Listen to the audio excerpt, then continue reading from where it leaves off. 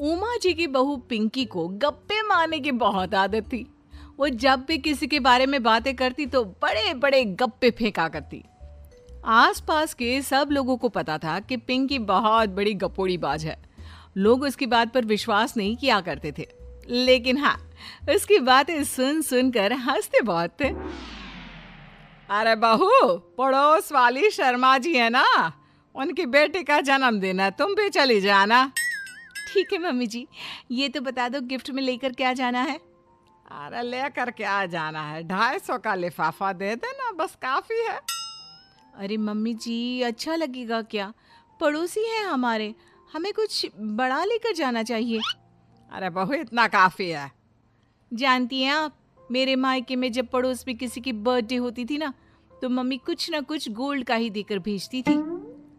पड़ोसी के बर्थडे में सोना? कैसी बातें करती हो। और नहीं तो क्या, आपकी तरह थोड़ी ना लिफाफा पकड़ा दिया। पिंकी शर्मा जी की बेटी के जन्मदिन में चली जाती है। अरे आज तो बड़ी सुंदर लग रही हो साड़ी में।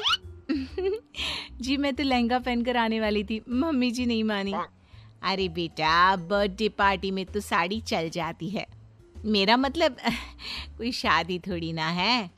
कैसी बात कर रही हैं आप आंटी जी? मेरे मायके में तो छोटे छोटे फंक्शन भी हम लोग लहंगा बनवाते थे बुटीक से, डिजाइन करवाकर। चाहे पड़ोस में किसी का जन्मदिन हो, मेरी मम्मी हमेशा बुटीक से नया लहंगा डिजाइन करवाती थी। मैंने तो ऐसा कहीं नहीं देखा, ये तो तुमने आज बड़े कमाल की बात बताई। अरे जाने दीजिए, कोई बात नहीं। और बताइए, आपकी बेटी नजर नहीं आ रही। अरे भाभी, मैं यहाँ हूँ, ये देखिए मेरा ड्रेस कैसा लग रहा है। ठीक ही है, मतलब बर्थडे के हिसाब से थोड़ा हल्का है ना। अरे भाभी, इतना सुंदर गाउन पहना है मैंने। मैं ना शादी से पहले अपने बर्थडे पर हमेशा जरी वाला लहंगा पहना करती थी, यही मैं तुम्हारी मम्मी को भी बता रही थी। इसके बाद केक काटने का प्रोग्राम शुरू होता है। सब लोग इकट्ठे हो जाते हैं। शर्मा जी की बेटी का केक देखकर पिंकी से रहा नहीं जाता। उसके अंदर का गपोड़ी बाज बाहर निकल कर आ जाता है। अरे इतना छोटा सा केक! अरे बेटा, मेहमानों के हिसाब से ही है, जितने लोग इतना बड़ा केक। आंटी जी, कम से कम 4 या 5 मंजिल वाला केक तो बनाना चाहिए था। आपकी बेटी का बर्थडे रोज रोज थोड़ी ना आता है। मेरे बर्थडे पर हमेशा पापा 4 केक बनवाते थे, सारे केक 4-4 मंजिल के होते थे।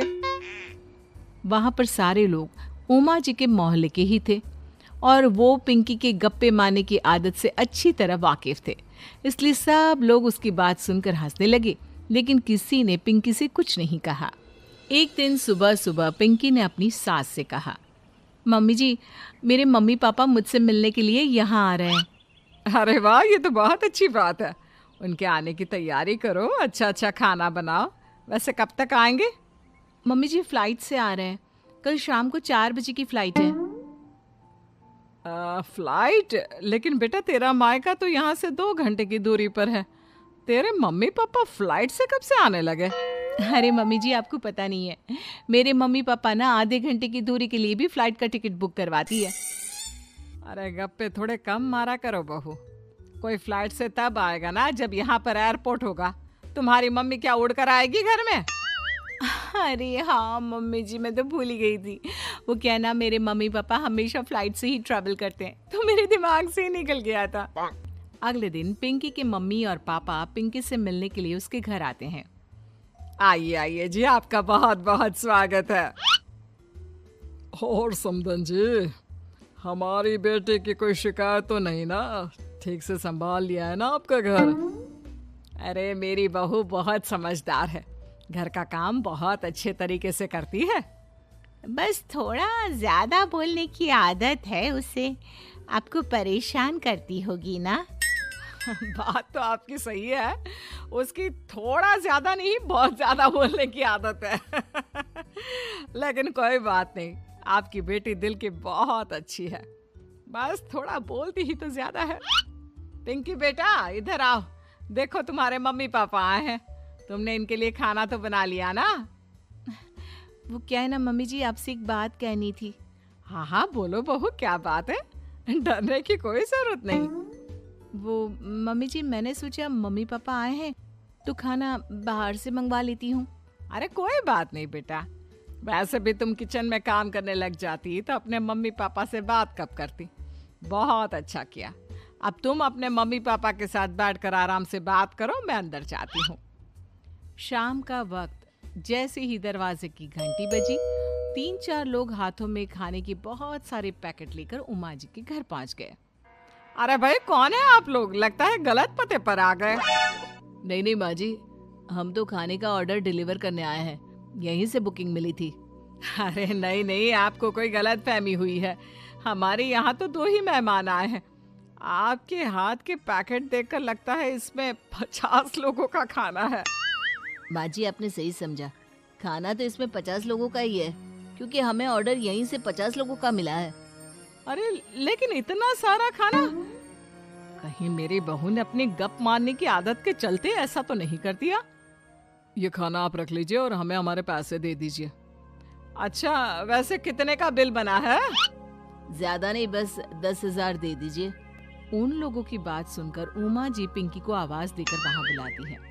जैसे ही पिंकी वहां आती है, खुश होते हुए उन लोगों को वहां पर खाना रखने के लिए कहती है। अरे इतना सारा खाना क्यों मंगवाया बहू? अरे मम्मी जी, मैंने आपको बताया तो था, मम्मी पापा आए हैं तो मैं खाना बाहर से मंगवा रही हूँ। ये बात सही है बेटा, लेकिन 2 लोगों के लिए 50 लोगों का खाना? अरे मम्मी जी, कुछ कम पड़ जाए तो अच्छे थोड़ी ना लगता है, और मेरे मायके में तो ऐसा ही होता है, एक्स्ट्रा खाना मंगवाते हैं हम लोग। तभी पिंकी के मम्मी और पापा वहां पर आते हैं। अरे बेटा, एक्स्ट्रा खाना मंगवाने का मतलब ये थोड़ी ना होता है कि 2 लोगों के खाने के लिए 50 लोगों का खाना मंगवा लो। और बेटा, तुम्हारी गप मारने की आदत के चलते 10,000 का बिल आया है। तुम्हें नहीं लगता ये गलत है? देखो बहू, बढ़ा चढ़ाकर बातें करना अपनी जगह, लेकिन इतनी बड़ी बड़ी फेंकना भी गलत है ना। पहली बात तो इतने सारे पैसे लगे, और दूसरी बात खाना वेस्ट होगा।